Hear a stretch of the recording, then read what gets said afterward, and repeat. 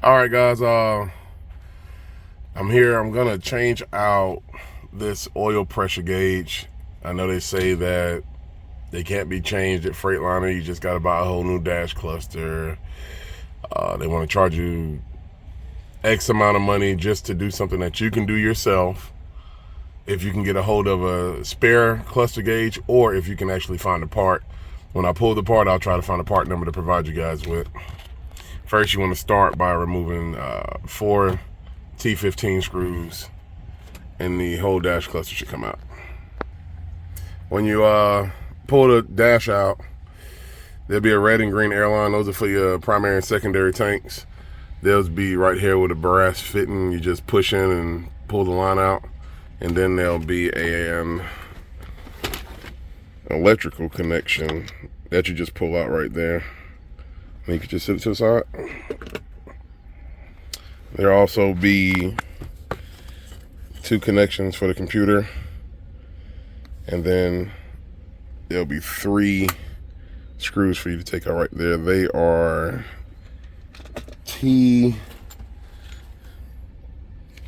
let's see, get the right size. T5s. They're T5 screws. Take 3 of those out. They'll be here, here, and here on that.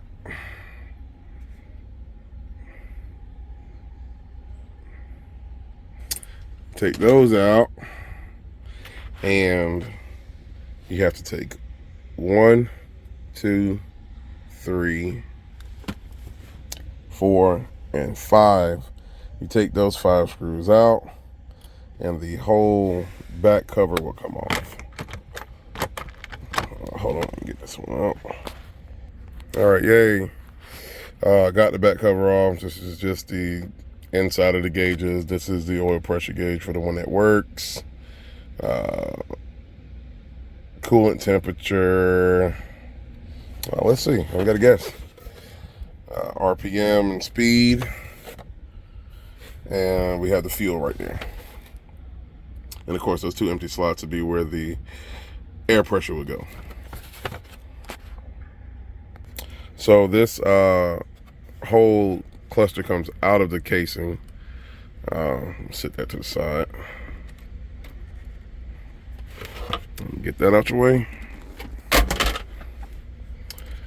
And here's the fun part. So now what you want to do is you have these prongs. I can't record it, but you have these tabs right here. You have to push in and pull up on the board at the same time. Be careful not to crack anything. And you kind of pull those back.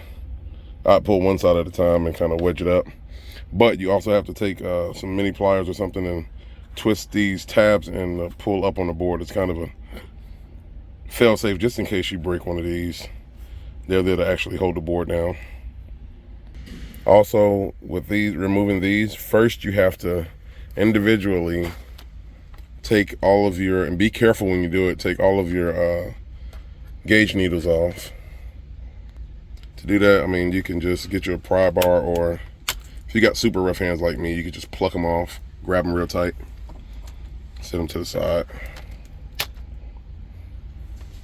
It's not too hard. You just, I got rough hands, so you just grab on it, pull up.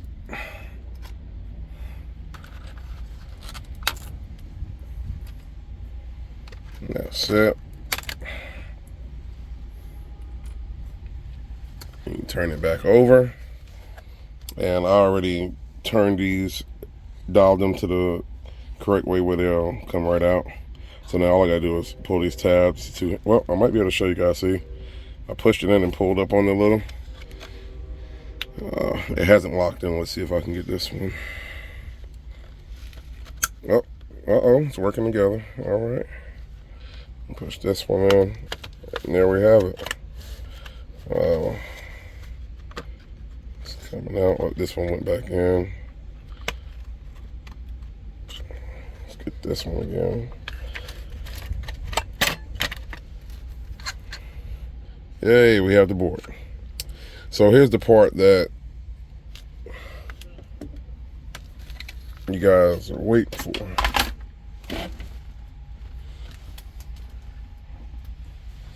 How do we replace the gauge? Okay, so you have the gauge sitting right up at you. Like you said, you got the fuel, speed, RPM, water, and your oil pressure. This is the one I'm going after. So if you look closely, these are the two pins that hold the oil pressure gauge in. And so to get those out, I have my handy dandy cell phone SIM chip changer. Okay, so you take that and what you'll do is you'll take that pin. Let me back out a little bit.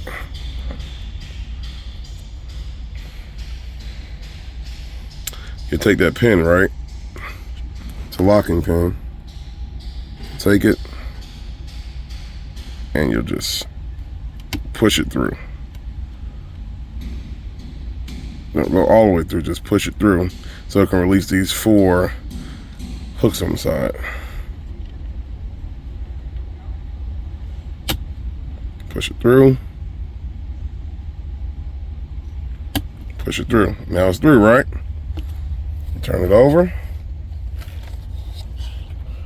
You pop that bad boy out, and there's your oil pressure gauge. So to reinsert it, I'll show you in a second. I'm going to take it off this old board and put it on my board over there. All right, so now we're going to put the gauge from the other board onto this one, and we're going to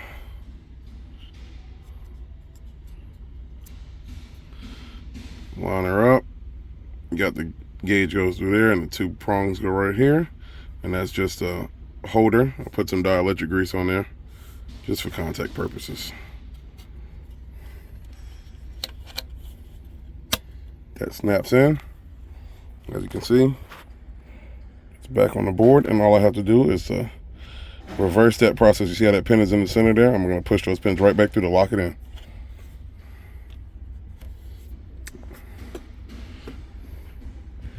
Take that and you just go right behind it, lock it in.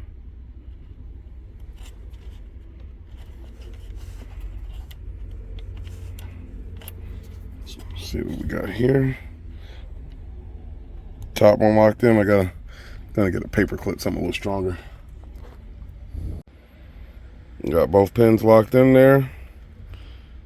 We're about to put her all back together. So we're going to start by taking the board, putting it back onto the cluster. When you want to put it back on, you want to be careful. You want to make sure that all of your pins line up in all of the holes for the cluster. And also make sure that all of your tabs line up so you won't damage anything on the re-entry. So now you should be here. You go ahead and put the needles back in the cluster, but you want to make sure you zero them all the way out so they work correctly. Pop those back on, easy. Let's get it put back together.